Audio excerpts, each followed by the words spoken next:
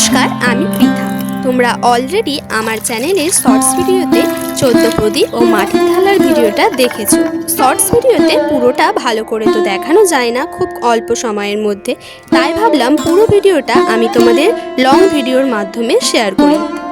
তো আমি এখানে কোনো রকম প্রাইমার কালার ছাড়াই রঙটা করেছি।